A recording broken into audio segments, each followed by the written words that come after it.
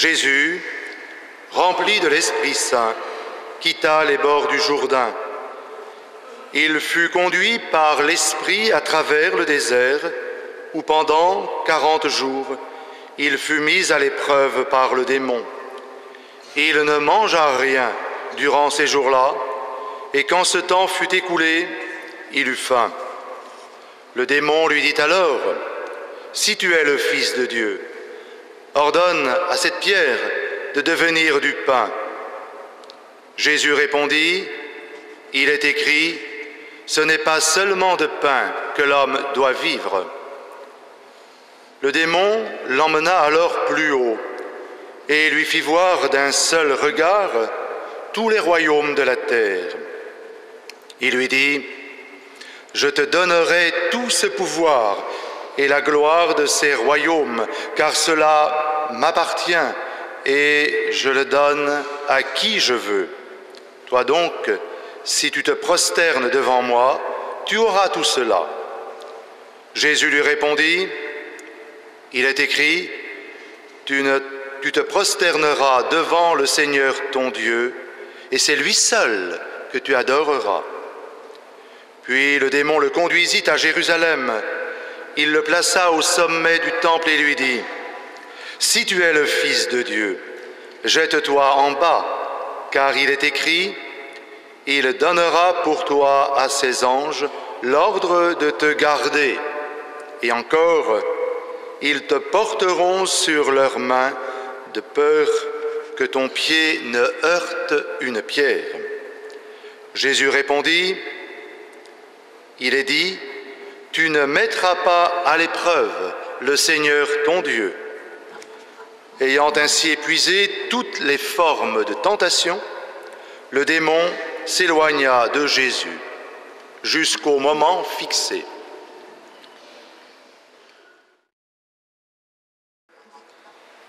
Personne ne nous a forcés à être là, comme personne ne nous a forcés à croire. C'est vrai aujourd'hui plus que jamais, dans des périodes de l'histoire de l'Église, dans le contexte de chrétienté, notamment, l'habitude, voire la contrainte, ont pu peser sur la démarche de foi. Ce serait plutôt le mouvement inverse qui semble prédominer de nos jours, au moins dans le monde occidental. Dire et vivre sa foi oblige souvent à marcher à contre-courant, alors que la tentation la plus facile serait de se laisser porter par les courants dominants. Plus que jamais, le combat de la foi relève d'un choix personnel fondé sur une authentique expérience de Dieu. Mais en même temps, nous sentons tous que nous avons besoin des autres pour croire. Je dois vous dire que ce qui m'a le plus aidé à grandir dans ma foi, c'est le partage que j'ai pu en faire avec d'autres croyants. Le « je crois » ne peut se passer d'un « nous croyons ». C'est en fidélité à cette exigence de la foi que dans le cadre de l'année de la foi voulue par le pape Benoît XVI, nous avons choisi, au long de ces dimanches de carême, de répondre avec vous à la question « Qu'est-ce que croire ?»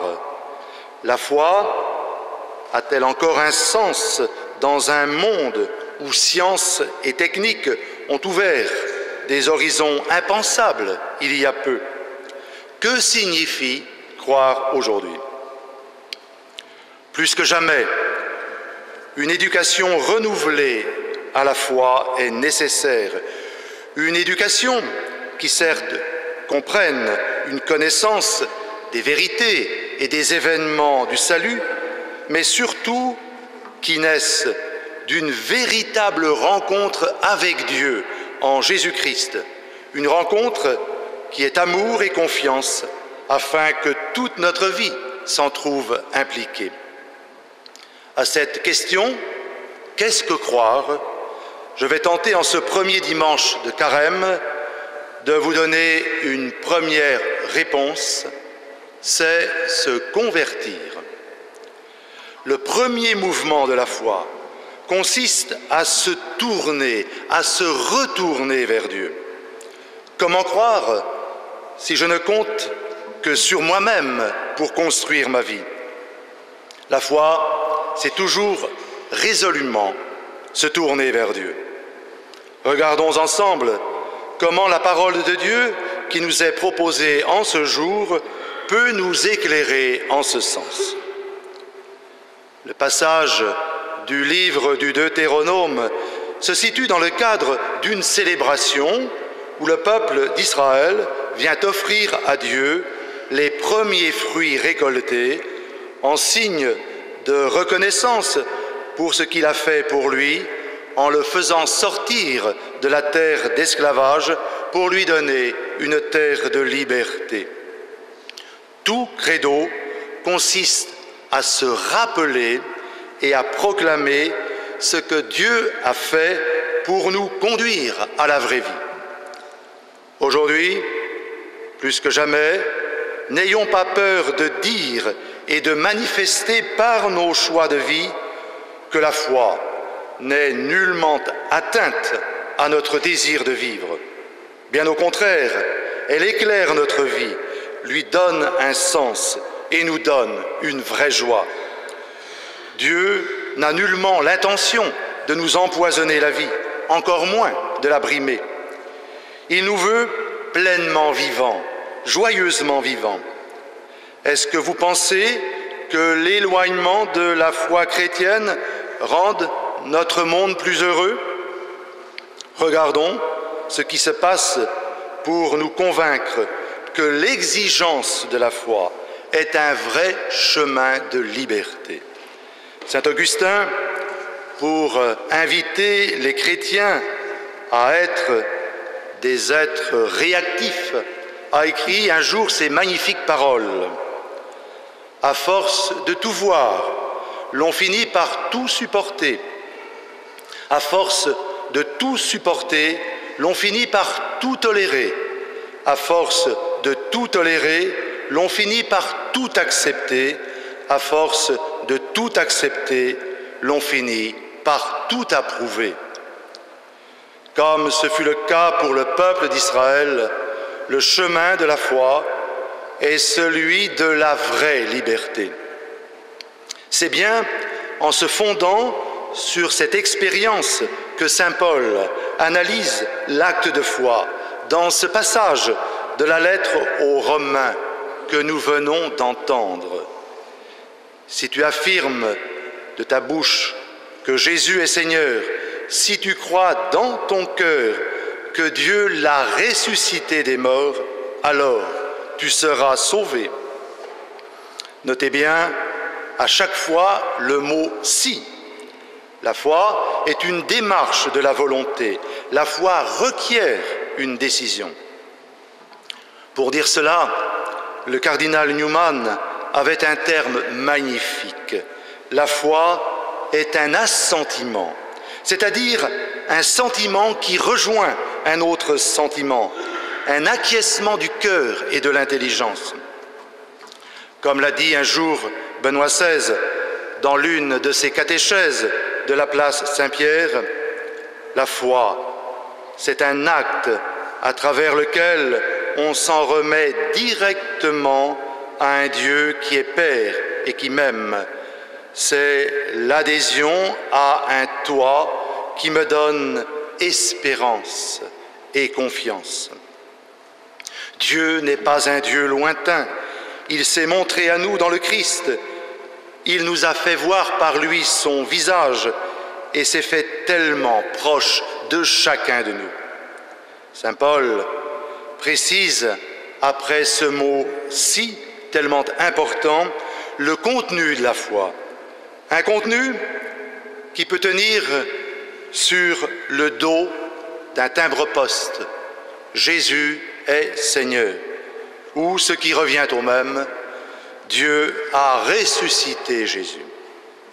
Sans doute avons-nous à chercher à comprendre le contenu de la foi de l'Église et plus encore à y adhérer. Mais n'oublions jamais l'essentiel, le Christ est ressuscité. Quand on sait, par sondage, que seulement 57% des pratiquants réguliers croient à la résurrection du Christ, la tâche première de l'évangélisation, c'est bien de permettre aux croyants de vivre une authentique expérience du Christ vivant. C'est là le cœur de la foi, c'est là que bat le cœur de l'Église, c'est là le vrai mouvement de la conversion. Et qui peut nous donner l'exemple de cette conversion, sinon Jésus lui-même? Relisons cet évangile nous rapportant les tentations auxquelles Jésus a dû faire face. Toute sa vie, Jésus a mené le combat de la foi. Au jour de son baptême, le Père lui a révélé qu'il était son Fils bien-aimé. Chaque jour de sa vie, Jésus devra se réajuster à la volonté de son Père, sans se laisser entraîner sur les chemins de la puissance, de la séduction, de la domination, comme nous le rappelait l'Évangile. Et cela jusqu'à cette déclaration à son Père au jardin de Gethsémani, non pas comme je veux, mais comme tu veux. La foi, c'est accepter de se laisser façonner par Dieu. C'est accepter au jour le jour d'être modelé par lui, dans cette confiance inébranlable que ce qu'il veut pour l'homme est le meilleur pour lui.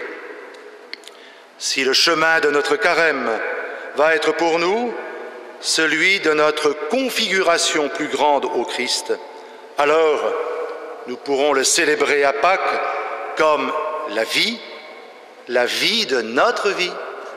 Amen.